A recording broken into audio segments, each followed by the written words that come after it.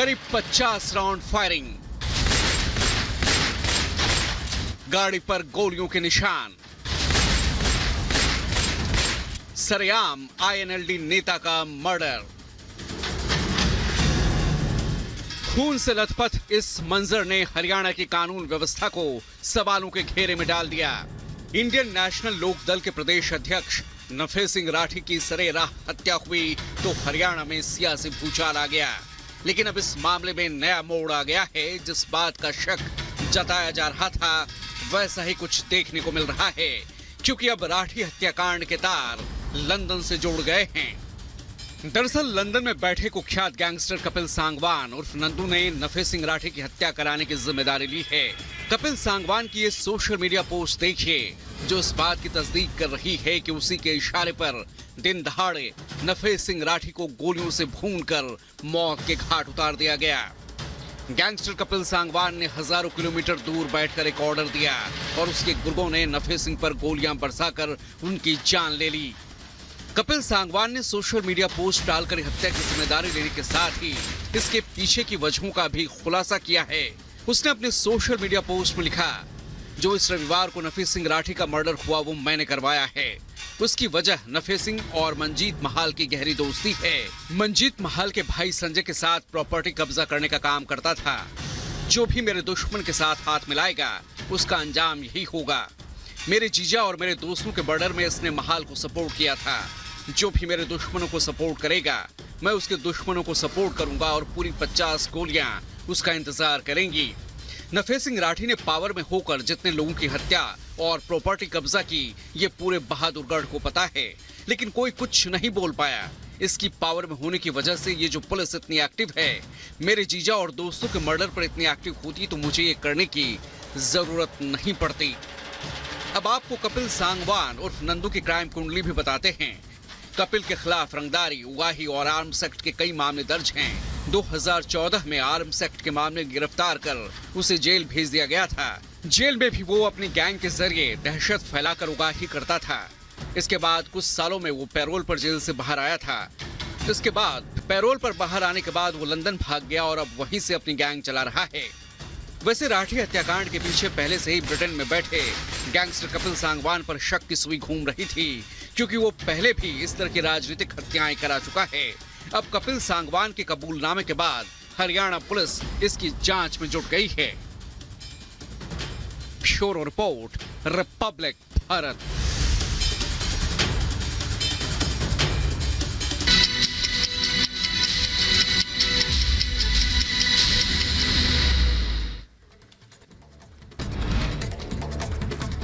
दिल्ली में बीजेपी चुनाव समिति की आज होगी बड़ी बैठक। यूपी की लोकसभा सीटों पर होगा मंथन। हारी हुई लोकसभा सीटों पर जीत के लिए बीजेपी बनाएगी प्लान। बीजेपी आज जारी कर सकती है 100 से 120 उम्मीदवारों के नामों का ऐलान। शाम 6 बजे बीजेपी मुख्यालय में होगी बीजेपी केंद्रीय चुनाव समिति की बैठक। पीएम मोदी, गृह मंत्री अमित शाह, शीर्ष नेता शामिल होंगे। हिमाचल में सियासी हलचल के बीच सुक्खू कैबिनेट की आज अहम बैठक। सीएम सुक्खू ने 5 साल सरकार चलाने का दावा किया। शिमला में कांग्रेस पर्यवेक्षकों के साथ बैठक के बाद बोले विक्रमादित्य सिंह, अभी सभी मंत्री पद से इस्तीफा नहीं लूंगा। कांग्रेस आलाकमान बताए अपना फैसला। पीएम मोदी आज मध्य प्रदेश को देंगे 17,500 करोड़ से ज्यादा विकास परियोजनाओं की सौगात। दुनिया की पहली वैदिक घड़ी का शुभारंभ करेंगे। पीएम मोदी ने यवतमाल की जनसभा में फिर से लगाई 400 पार की हुंकार। कहा पूरे देश में एक ही आवाज गूंज रही है, अब की बार 400 पार। हरियाणा में आईएनएलडी के प्रदेश नफे सिंह हत्याकांड की गैंगस्टर कपिल सांगवान ने ली जिम्मेदारी। सोशल मीडिया पर पोस्ट करके जानकारी दी। कानून व्यवस्था पर बोले यूपी के सीएम योगी आदित्यनाथ। कहा दंगाइयों और अपराधियों पर काल है उत्तर प्रदेश की पुलिस। ग्रेटर नोएडा में पुलिस और बदमाशों के बीच मुठभेड़, गोली लगने से घायल हुए 3 बदमाश दोस्तों की हत्या मामले में चल रहे थे फरार। फिरोजाबाद में आरटीओ ऑफिस में दलालों के खिलाफ कार्रवाई। पुलिस की छापेमारी में मचा हड़कंप।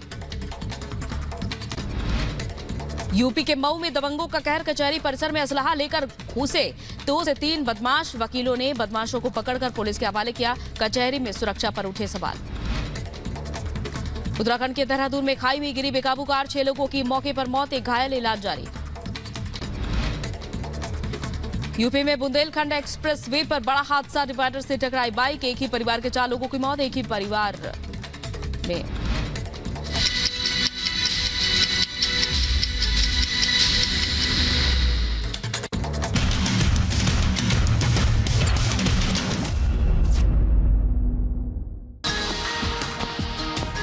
नमस्कार, स्वागत है आपका रिपब्लिक भारत में। मैं हूं आपके साथ अंजलि रजावत और नमस्ते भारत की शुरुआत करेंगे 5 बड़ी खबरों के साथ, जिन पर पूरे दिन हमारी नजर रहने वाली। और वो 5 बड़ी खबरें क्या है वो हम आपको बता देते हैं। तो आज पीएम नरेंद्र मोदी जहां ये देखा जा रहा है कि लगातार दौरे पर रहे, तो वहीं मध्य प्रदेश को आज मेगा सौगात मिलने वाली है। मिशन 400 पार पर मंथन आज होगा, क्योंकि केंद्रीय चुनाव समिति की बैठक होने वाली है। और डगमग सरकार पर कैबिनेट की भी बैठक है, यानी कि हिमाचल प्रदेश में जो लगातार संकट बना हुआ है उस पर बैठक भी होगी। और सीबीआई से अखिलेश का सामना होगा और फिर संदेश खाली जाएंगे शुभेंदु अधिकारी। तो ये 5 बड़ी खबरें जिन पर हम लगातार आज बात करने वाले हैं। तो जहां मध्य प्रदेश को मेगा सौगात मिलने वाली है, तो वहीं आज ये भी देखने को मिल रहा है कि संदेश खाली पर आज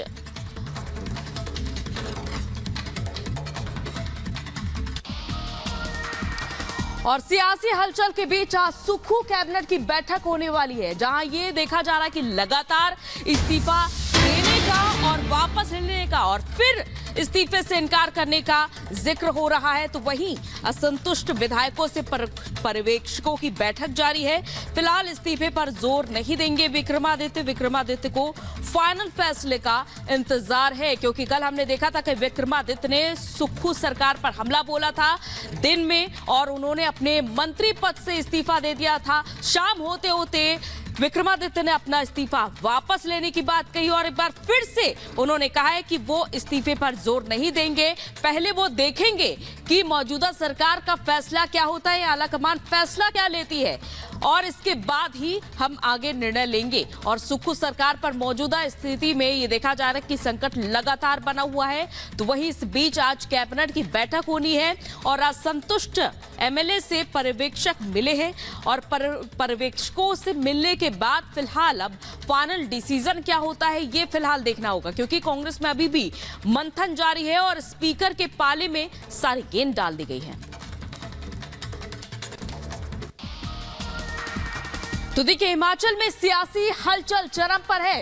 राज्यसभा चुनाव में कांग्रेस उम्मीदवार की हार और विधायकों की बगावत के बाद सीएम सुक्खू ने किसी तरह विधानसभा में बजट तो पास करा लिया, लेकिन अब सबसे बड़ा सवाल यह है कि क्या वो अपनी कुर्सी बरकरार रख पाएंगे। ये रिपोर्ट देखिए।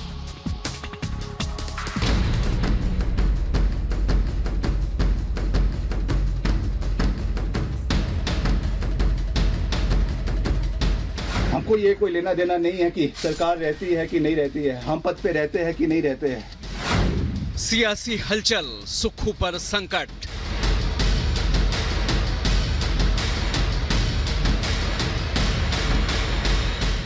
राजा साहब का नाम मिटाने की जो कोशिश करेगा, नहीं मिटने देंगे। हम चाहते वो आगे बढ़े। विक्रमादित्य सिंह जी सीएम बनने चाहिए।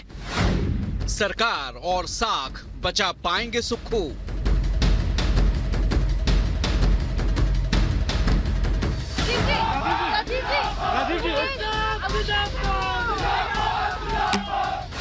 सुक्खू कैबिनेट की बैठक पर टिकी नजरें। मैं प्रेशर में नहीं रहता, मैं प्रेशर देता हूँ। विक्रमादित्य जी से मेरी बात हुई है, उनका कुछ कारण था और ऐसी कोई बात नहीं, वो हमारे छोटे भाई है।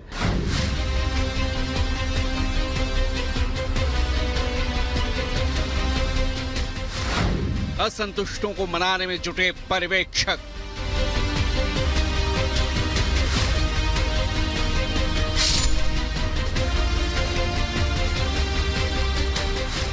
हिमाचल में सुक्खू सरकार पर संकट भले ही थोड़े दिनों के लिए टल गया हो, लेकिन उनकी कुर्सी पर संकट अब भी बरकरार है।